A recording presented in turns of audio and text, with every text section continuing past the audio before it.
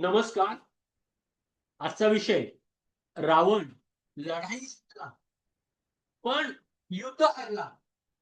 जटायूची अहंकाराला हरवणारी शिकवण. लढाई कोण जिंकलं, पण युद्ध कोण हरलं? कधी-कधी आपण एखादी लढाई जिंकतो आणि त्याच क्षणी आपलं मोठं युद्ध हरतो.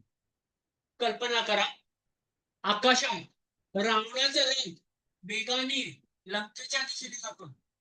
सीता त्याच्या सोबत आहे. सगळं त्याच्या योजनेप्रमाणे चालतं. पण अचानक माताला त्याच्या रस्त्यात येतो जटायू. रावणासमोर त्याची ताकद किती होती, तरीही जटायू मागे हटला नाही. तो रावणाशी भिडला. रावणाचं धनुष्य फुटलं, रथाचं निषेध आणि जटायू शेवटपर्यंत लढत राहिला. शेवटी रावणाने त्याचा पराभव केला. पण इथेच कथेला मोठा ट्विस्ट आहे.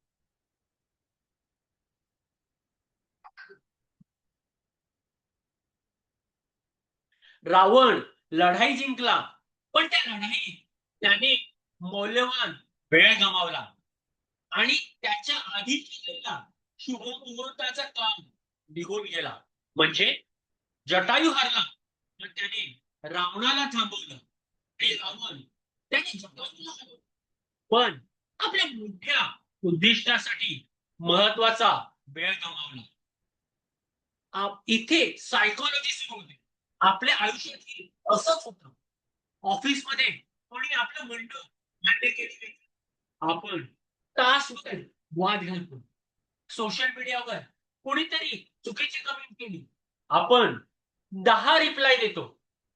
व्यवसायात ग्राहकाला आपण बरोबर आहोत हे सिद्ध करताना ग्राहकच गमावतो. घरी एखाद्या छोट्या वादात शेवटचं वाक्य आपलंच असावं, नातं दुखावतं. आणि शेवटी आपण म्हणतो, पण मी बरोबर होतो. पण प्रश्न नाही, मी बरोबर होतो. प्रश्न आहे, त्या बरोबर असण्याची किंमत काय? कारण अहंकाराला लढाई जिंकायची असते, पण शहाणपण विचारतं, माझं खरं युद्ध कोणतं आहे? जटायू सीतेला वाचवू शकला नाही, पण त्याने जे शक्य होतं ते केलं. रावणाला रोखलं आणि रामाला महत्वाची माहिती दिली. म्हणूनच लढाई कोण जिंकलं हे नेहमी महत्वाचं नसतं. शेवटी कोण जिंकलं हे महत्वाचं असतं. आज स्वतःला एक प्रश्न विचारा, मी सध्या कोणती छोटी लढाई जिंकण्यासाठी मोठं युद्ध तर हरत नाही? धन्यवाद.